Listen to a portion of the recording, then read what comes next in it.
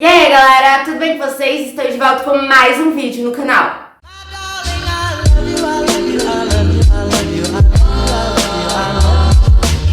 Mas antes de começar esse vídeo, já deixa um like, se inscreve no canal e me siga nas redes sociais que vão estar aqui embaixo. E é isso.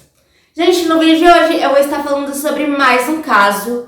E o caso dessa vez é do serial killer Albert Fish, mais conhecido como o Bicho-Papão, o Vampiro do Brooklyn ou o Homem Cinzento. E, nossa, eu vou falar aqui pra vocês, esse é o caso que vai ser mais perturbador do canal até hoje. Ele é muito pesado, sabe? Porque ele envolve canibalismo com crianças, então... Gente, é sinistro demais. Eu fiquei pensando nesse caso por dias, sonhei tudo. É muito ruim, muito péssimo. Mas, enfim, eu queria dar um recado, se vocês forem, assim, pessoas mais sensíveis para esse tipo de assunto, canibalismo, sadomasoquismo, eu recomendo que na parte que eu estiver detalhando o que ele fazia com as crianças e o que ele fazia com si mesmo, né, vocês pulem e vejam só o resto, porque, né, é meio pesado. Então, tá aí o recado, não quero ver ninguém passando mal em casa. É isso. E uma coisa, esse caso, eu vi que ele tem um filme de 2007 que é The Gray Man. E eu não encontrei ele no YouTube, nem no Netflix, Prime Video, essas coisas eu não encontrei. Então quem tiver aí o link de algum site e quiser me mandar aqui nos comentários ou até mesmo no Instagram, me mande, por favor, porque eu quero muito ver esse filme. Eu vi o trailer e ele parece ser bem interessante. E é isso. Então quem tiver, pode me mandar que eu vou ficar bem feliz. Então vamos lá começar a história para não ficar um vídeo tão longo. O Albert Hampton Fish, ele nasceu no dia 19 de maio de 1870, em Washington. Quando ele nasceu, o pai dele, o Randall Fish, tinha 75 anos. Quando o Albert tinha 5 anos, o pai dele teve um ataque cardíaco e acabou morrendo. E depois disso, a mãe do Albert, Ellen Fish, ela não tinha condições de cuidar dele e dos 3 irmãos. Então ela mandou as crianças para o orfanato St. John's Home for Boys, que ficava na Avenida Albany e na St. Mark's. Lá os zeladores, eles espancavam regularmente das crianças e incentivavam elas a brigarem entre si. No começo foi muito difícil pro Albert, né, porque ele apanhava muito, só que ao decorrer do tempo ele começou a gostar disso e foi aí que iniciou o sadomasoquismo. Em 1880, a mãe do Albert ela já estava estabilizada, então ela trouxe o menino de volta para casa. Mas o Albert, ele ainda continuou se batendo, ele se sentia muito bem, né, se batendo, enfim. Em 1882, o Albert ele conheceu um menino e eles começaram um relacionamento. E esse menino apresentou para ele, deixa eu até ver o nome aqui, a urolagnia e a coprofagia, que é a pessoa que consome a urina e as fezes. Sim, estranho. E depois disso ele começou a frequentar esses vestiários assim, públicos para verem os meninos se trocando. O Albert ele tinha uma obsessão muito grande com a automutilação, então ele enfiava agulhas na sua virilha e no seu abdômen e se açoitava com uma pá cheia de pregos. Em 1890, quando ele tinha 20 anos, ele se mudou para Nova York e foi aí que começou o crime contra as crianças. Lá em Nova York, ele começou a se prostituir e a abusar dos meninos. Ele atraía esses meninos para sua casa e os torturava. E a sua arma favorita era a pá com os pregos. Em 1898, ele se casou com a Stella Wilcox, que foi uma moça que sua mãe apresentou.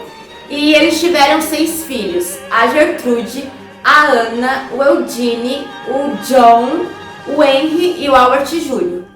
E mesmo depois dele ter formado a sua família ali, né, feliz com seus filhos, ele continuou abusando e torturando de crianças. E a sua preferência eram menores de 6 anos, com deficiência e negros. Eu não sei se isso é real, mas eu vi em um site que ele obrigava os filhos a ficarem assistindo ele se açoitar, enfiar as agulhas, enfim, se automutilar. Mas, gente, eu não sei se é real, porque eu só vi em um lugar, nos outros sites que eu pesquisei não tinha nada sobre, mas é isso.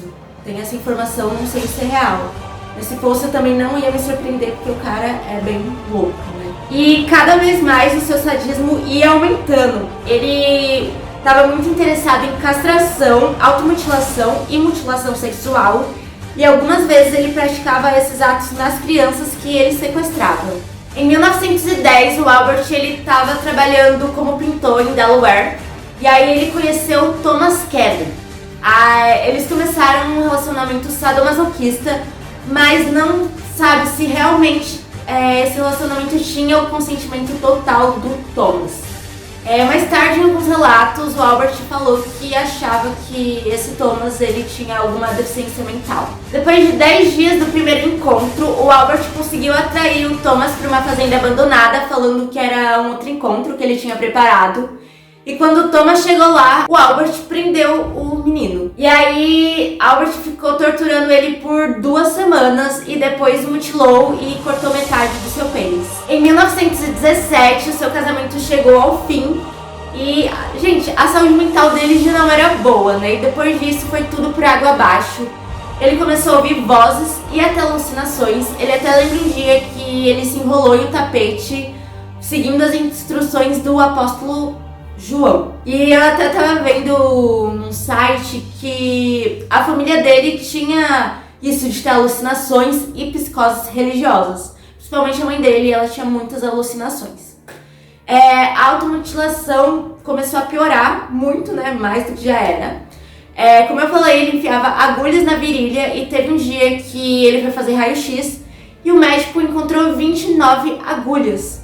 Que é essa imagem que tá passando aí na tela pra vocês. Ele também costumava pegar algodão com álcool, enfiar no seu ânus e botar fogo.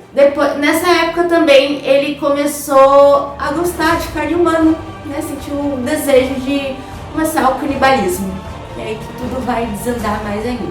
Em 1919 ele começou a procurar crianças vulneráveis, que eram crianças órfãs com deficiências mentais e crianças negras. Ele achava que essas crianças não fariam falta, então era mais fácil. E no seu julgamento, ele até falou que era Deus que mandava ele torturar as crianças. Ele passava os seus dias vendo aqueles anúncios de jornais, famílias que procuravam alguém para fazer tarefas domésticas, como pintar a casa, arrumar alguma coisa, enfim. Ou jovens procurando trabalho, né? Então o dia dele era isso, para já procurar a sua vítima. E foi através desses anúncios que ele encontrou a Grace Budd, que era uma menina de 10 anos. Mas o alvo não era a Grace, e sim o seu irmão mais velho, o Edward Budd. O menino estava procurando trabalho em fazendas, campos, e foi aí que o Albert viu o anúncio dele, né, no jornal. O Albert planejava contratar o menino, levar para sua casa de campo e torturá-lo. Então ele foi visitar a família Budd em Manhattan e ele usou um nome falso, ele colocou o nome de Frank Howard. Lá, conversando com a família, ele estava falando que tinha um trabalho agrícola no interior da cidade e tinha umas reformas em casa. E enquanto o Edward pensava ali na proposta, o Albert começou a observar a Grace. E aí ele teve uma ideia, ele estava conversando com a família, falando que ele foi visitar a cidade para ver sua sobrinha, que estava fazendo aniversário, e convenceu os pais, que era a Delia e o Albert Budd, a deixarem a Grace com ele nesse aniversário para brincar com a sobrinha, enfim. E aí os pais aceitaram e depois disso eles nunca mais viram a menina. Depois de 7 anos, o Albert mandou uma carta para a família Budd relatando tudo o que ele tinha feito com a Grace. É essa carta que tá passando aí na tela. Eu vou deixar mais alguns minutinhos e qualquer coisa, dá uma pausadinha no vídeo e aí dá pra ler certinho. É isso.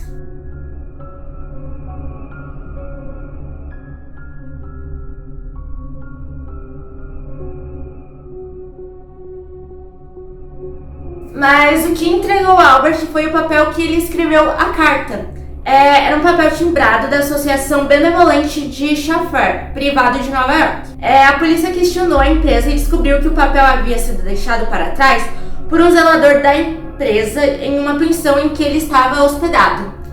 E nessa mesma pensão, um homem chamado Albert Fish estava alugando um lugar ali, né, um quarto. E eles viram que o Albert era muito semelhante ao Frank Howard, que era o sequestrador. Então a polícia organizou uma entrevista. E na mesma hora, o Albert ele confessou tudo o que tinha feito e na carta ele falou que não tinha abusado da Grace, mas tem fortes indícios que mostravam o contrário.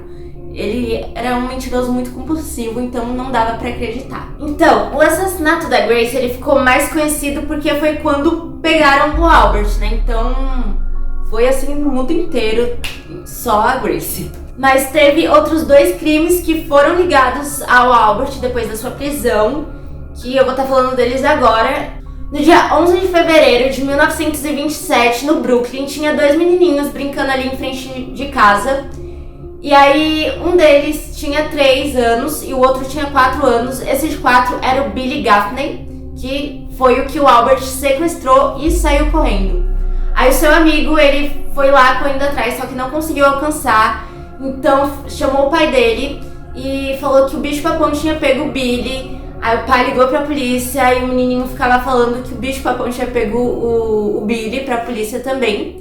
E falava que era um idoso, muito magro e de cabelo e bigode grisalhos. No início a polícia não acreditou muito, né, por ele ser bem novinho, então ficaram achando que era coisa da cabeça dele. Só que depois de tantas buscas pelo bairro, a região ali próxima, eles não encontraram nenhuma pista, então realmente acreditaram que o Billy tinha sido sequestrado.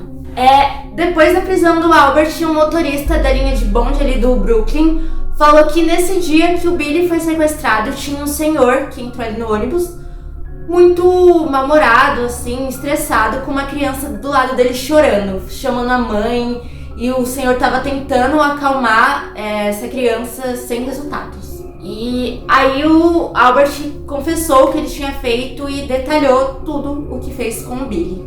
Ele pegou um chicote, o gato de 9 caudas, eu vou deixar uma foto aqui pra vocês. Aí ele pegou esse chicote, bateu no corpo nu do Billy até o sangue escorrer pelas pernas. Ele cortou a orelha, cortou o nariz, cortou a boca de orelha a orelha, fez esse rasgo aqui todo. E depois que ele tirou os olhos, aí sim a criança morreu. Depois disso ele enfiou uma faca na barriga do Billy e tomou todo o seu sangue, e foi por isso que ele ficou conhecido como o vampiro do Brooklyn. Aí depois ele ainda esquartejou o menino, levou ao forno com vários temperos e ainda disse isso. Peraí que eu vou ver aqui o que ele falou. Sua carne era melhor do que qualquer peru assado que já comi. Logo em seguida encontraram um novo corpo, que é a terceira vítima de Albert. Em 1924, um menino chamado Francis McDonald, de 8 anos, ele desapareceu enquanto brincava com seu irmão e um grupo de amigos em Staten Island. Logo depois encontraram o corpo do menino numa floresta e ele foi estrangulado por seus próprios suspensórios. Depois o Albert, ele confessou, né, o que fez com o menino. Ele falou que atraiu o Francis pra floresta. Quando o menino chegou ali, ele agrediu e estrangulou a criança, e quando ele ia desmembrar, ele ouviu um barulho, então ele achou que estava vindo alguém e fugiu do local. Depois do caso da Grace, foram prender o Albert.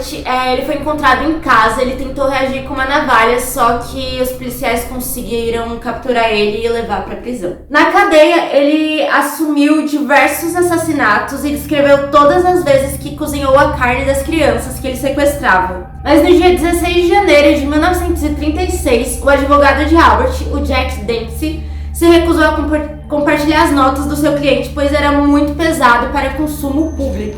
Ele falou assim: "Eu nunca vou mostrar isso pra ninguém, foi a sequência de obscenidades mais imundas que eu já li." No dia 11 de março de 1935, foi levado a julgamento. A sua defesa falou que claramente o homem era louco e declarou inocente por motivo de insanidade.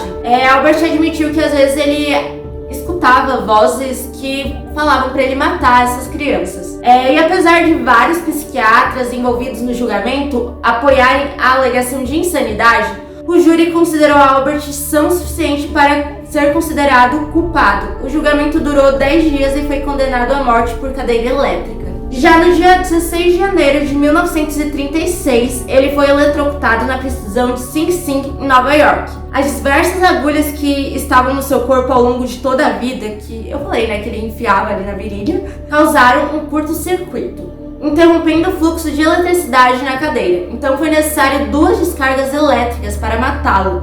Antes de fechar os olhos, ele disse suas últimas palavras: "A emoção suprema, a única que eu nunca experimentei." Não, gente, o desgraçado ainda gostou da cadeira elétrica, da morte dele, gente. Nossa, Que homem. Eu olho esse caso e eu fico pensando assim, gente, será que isso é real? Será que um ser humano tem a capacidade de fazer isso com uma criança, enfim, com outras pessoas? Olha, esse caso ele foi o que mais me surpreendeu, eu fiquei chocada, assim, dá um medinho, né? Mas enfim, graças a Deus morreu. Infeliz ainda gostou dessa morte, mas ok. O vídeo foi esse, eu espero que vocês tenham gostado e até o próximo vídeo. Tchau!